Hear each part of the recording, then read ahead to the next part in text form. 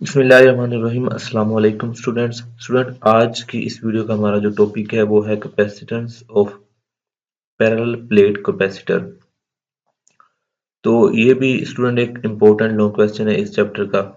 तो स्टूडेंट, इस टॉपिक को डिस्कस करने से पहले हम थोड़ा सा कैपेसिटर को रिकॉल कर लेते हैं, कैपेसिटर को समझते हैं कि कैपेसिटर क्या चीज़ है। तो कैपेसिटर को समझने के लिए मैं एक एनालॉजी इस्तेमाल करता हूँ, एक एग्जांपल इस्तेमाल करता हूँ। जैसे कि हम सभी घरों में वाटर टैंक इस्तेमाल करते हैं, जो कि पानी मोटर से पानी आता है और हम उस वाटर टैंक में पानी को स्टोर कर लेते हैं। पानी को स्टोर करते हैं, फिर अगर लाइट ना भी हो तो उस पानी को हम यूज करते रहते हैं। इसी तरह सेम इलेक्ट्रिसिटी में जो कैपेसिटर होता है ये चार्जेस को स्टोर करते हैं। अगर हमारे पास लाइट नहीं भी है तो हम कैपेसिटर की मदद से लाइट हासिल कर सकते हैं, जो चार्जेस स्टोर होंगे उसकी मदद से। तो सेम ऐसे ही कैपेसिटर क्या करता है, चार्जेस को स्टोर करता है। एक ऐसी डिवाइस है जिस पर चार्जेस स्टोर होते हैं, जिसकी वजह से हम बाद में इलेक्ट्रिसिटी के तौर पर यूज कर सकते हैं। तो स्टूडेंट, जिस तरह से वाटर टैंक मुख्तलिफ कैपेसिटीज के होते हैं, इसी तरह से जो कैपेसिटर होते हैं ये भी मुख्तलिफ कैपेसिटेंस के होते हैं।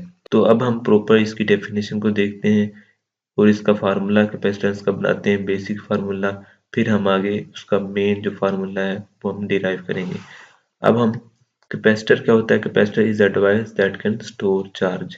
चूंकि चार्ज जितना ज्यादा यहाँ पर स्टोर होगा उतनी ही ज्यादा इसके क्रॉस प्लेट्स के क्रॉस पोटेंशियल डिफरेंस पैदा होगा। तो जितना चार्जेस ज्यादा होगा उतना ही पोटेंशियल डिफरेंस ज्यादा होगा प्लेट के क्रॉस।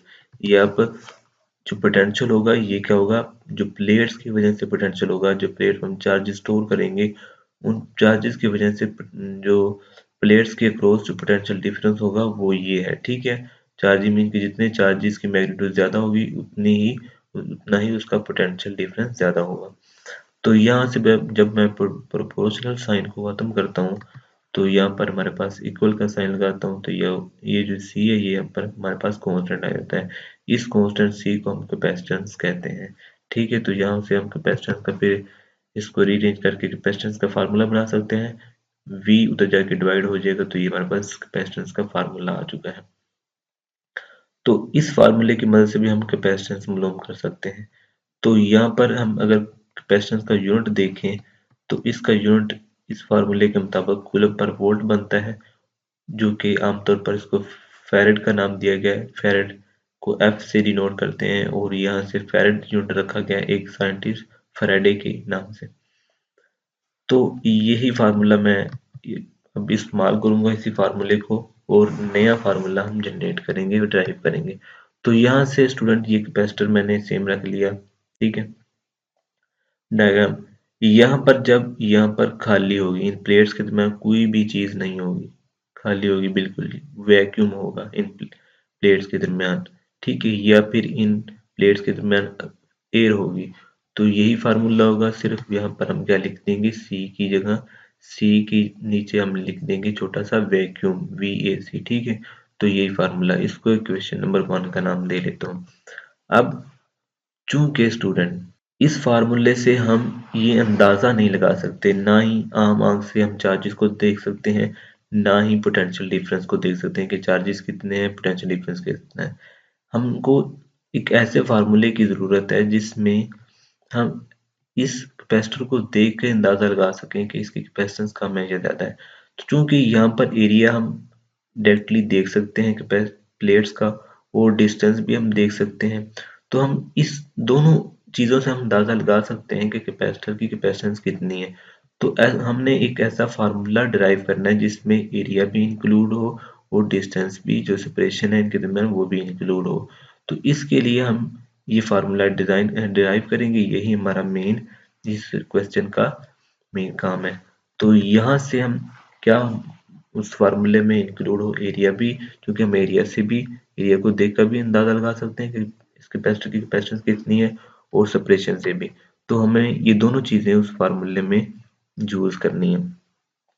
ठीक है, तो एज वी नो दैट, पीछे वाले सेक्शन में आप लोगों ने पढ़ा होगा पेज नंबर 14 पे, 16 पे, पेज नंबर 16 पे के आपकी बुक पे कि जो इलेक्ट्रिक इंटेंसिटी होती है वो पोटेंशियल ग्रेडियंट के इक्वल होती है। ठीक है, इसके नेगेटिव के, यहाँ पर मैं नेगेटिव नहीं लगाया हुआ। ठीक है, तो यहाँ पर ये क्या है, potential over D potential gradient है, तो इसके इक्वल होती है इलेक्ट्रिक इंटेंसिटी। आपने इस इक्वेशन, इसको इक्वेशन नंबर 2 का नाम दे लेता हूँ। इस इक्वेशन को आपने अब ध्यान में रखना है। अब हम एक नई चीज इंट्रोड्यूस करवाते हैं। चूंकि इन प्लेट्स पर चार्जेस ने स्टोर होना है, तो चार्जेस की मकदार या फिर ज़्यादा होगी या फिर कम होगी। एक और मैं प्लेट ले लेता हूँ, इस पर चार्जेस ज़्यादा दाद में ले लिया, एक और प्लेट ले लेता हूँ, यहाँ पर चार्जेस मैंने कम ले लिए। तो यहाँ पर देखें स्टूडेंट, प्लेट्स का एरिया सेम है, इस प्लेट्स पर ज़्यादा चार्जेस हैं, इस प्लेट पर कम चार्जेस है।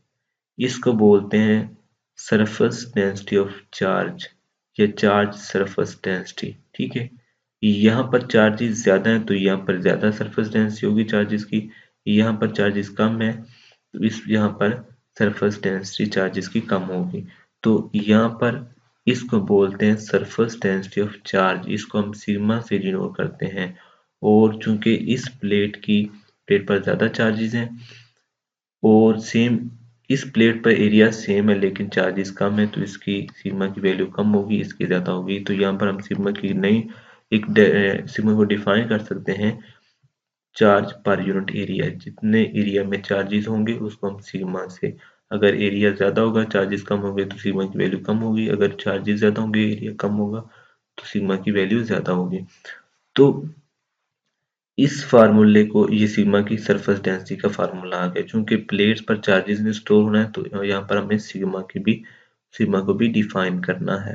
ठीक है, तो यहाँ से हम आपके बुक पे टॉपिक है electric intensity between two oppositely charge plates. तो वहां से हमने इलेक्ट्रिक इंटेंसिटी का फार्मूला पढ़ा सिग्मा ओवर एप्सिलॉन नॉट। ठीक है, सिग्मा ओवर एप्सिलॉन नॉट, यहाँ पर जो एप्सिलॉन नॉट है ये परमिटिविटी ऑफ फ्री स्पेस है। ठीक है, मीन कि किसी भी मटेरियल की ये खासियत होती है कि वो कितनी कितनी चीज़ों को अपने अंदर से गुजरने की इजाज़त देती है, कितनी, ठीक है, जो भी चीज़ हम गुजारना चाहें तो उस चीज़ को गुजारने की कितनी इजाज़त देती है गुजरने की। तो ये permittivity of free space mean कि अगर हम किसी प्लेट की बात करें, उसमें से रेक्टिफाइड लाइन गुजरनी है तो वो प्लेट मटेरियल किसी भी मटेरियल की बनी होगी तो उसकी वो खासियत उस मटेरियल की कितनी लाइंस को, इलेक्ट्रिफाइड लाइन को अपने अंदर से गुजरने देती है, तो वो क्या होगी, उसकी परमिटिविटी ऑफ फ्री स्पेस। ठीक है, इसको हम एप्सिलॉन नॉट से लिखते हैं।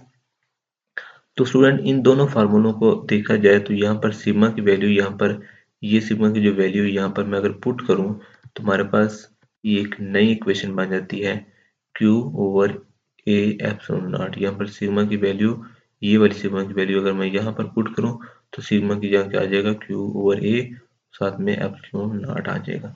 तो इस इक्वेशन को नाम दे दिया मैंने 3 इक्वेशन का। तो यहाँ पर से इक्वेशन नंबर 2 हमने पीछे पढ़ी, ठीक है, और जो पोटेंशियल ग्रेडियंट वाली और इक्वेशन नंबर 3 अब बनाई।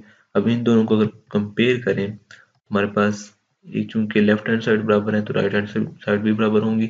तो ये हमारे पास नया फार्मूला बन चुका है। यहाँ से इसको रीअरेंज करें, ए एप्सिलॉन नॉट को उधर ले जाएं, वी को इधर ले जाएं तो क्यू ओवर वी आ जाएगा यहाँ पर, और यहाँ पर आ जाएगा A over epsilon not over D.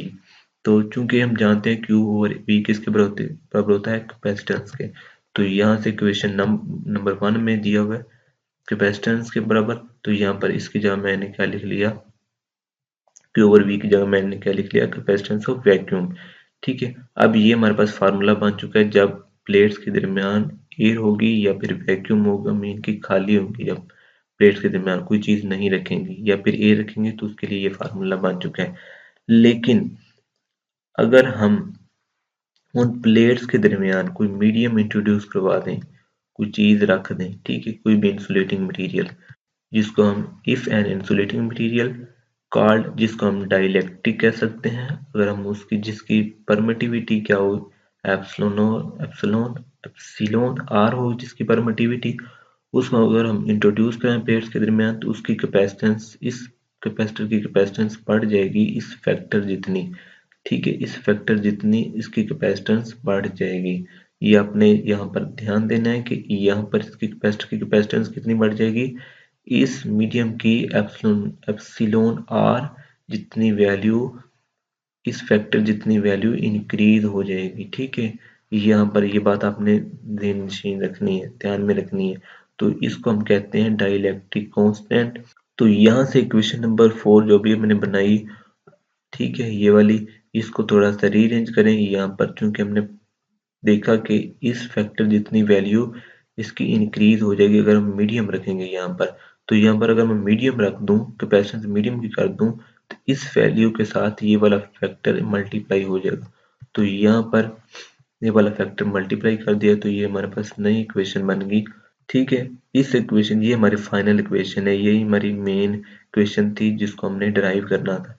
तो इस इक्वेशन का अब हम देखते हैं कि ये इक्वेशन हमें क्या क्या बताती है। तो ये इक्वेशन हमें बताती है कि अगर हम इसका एरिया, प्लेट्स का एरिया, पहले नंबर पे एरिया आ रहा है, अगर हम एरिया इंक्रीज करें तो कैपेसिटेंस इंक्रीज हो जाएगी, क्योंकि कैपेसिटेंस और एरिया का डायरेक्ट रिलेशन है। अगर कैपेसिटेंस बढ़ाएंगे तो इस फार्मूले के मुताबिक कैपेसिटेंस भी बढ़ेगी। और फैक्टर ये तो हमने ऑलरेडी पढ़ा कि इस फैक्टर जितनी इसकी वैल्यू इंक्रीज हो जाएगी। ये आगे मैं मजीद एक्सप्लेन करूंगा।